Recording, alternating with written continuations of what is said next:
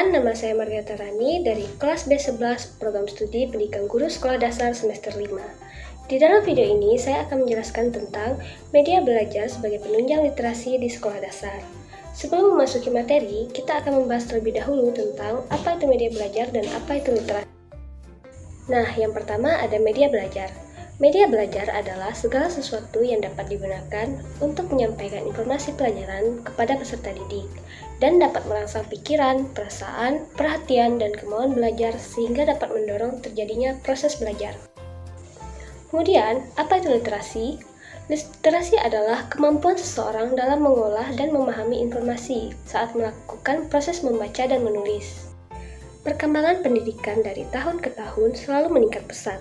Di Indonesia, untuk meningkatkan mutu pendidikan dengan konsep baru yaitu kurikulum 2013, salah satu cara yang ditempuh pendidik agar anak-anak dapat menguasai aspek membaca, menulis, dan berhitung dalam melanjutkan ke jenjang sekolah yang lebih tinggi adalah menekankan dalam kegiatan literasi, baik di sekolah maupun di rumah.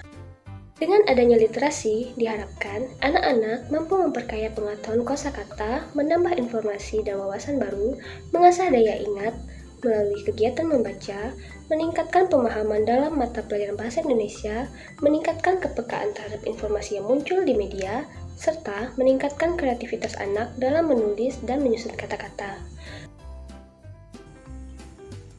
Kemudian, ada pun manfaat lain literasi dalam kehidupan sehari-hari yaitu yang pertama, melatih kemampuan dasar untuk membaca, menulis, dan menghitung. Kedua, perkembangan literasi yang baik berkorelasi dengan prestasi akademik. Dan ketiga, mengembangkan kemampuan berpikir kritis.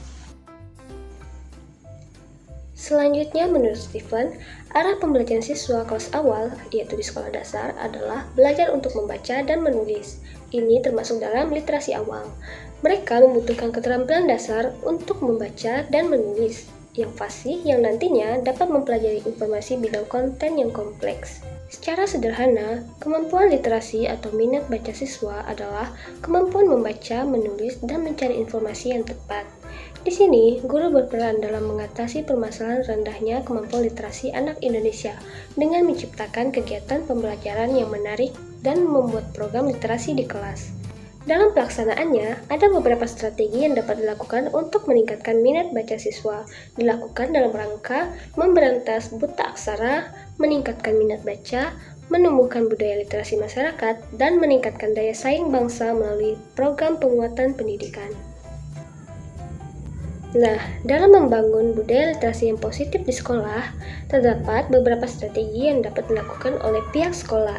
Yang pertama adalah mengkondisikan lingkungan fisik ramah literasi.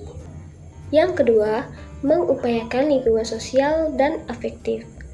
Yang ketiga, mengupayakan sekolah sebagai lingkungan akademis yang literatif. Keempat, menumbuhkan kesadaran pentingnya membaca.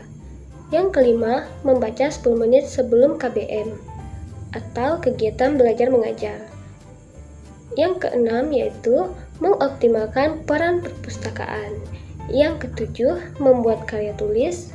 Dan yang terakhir, yaitu yang kedelapan, membentuk komunitas baca.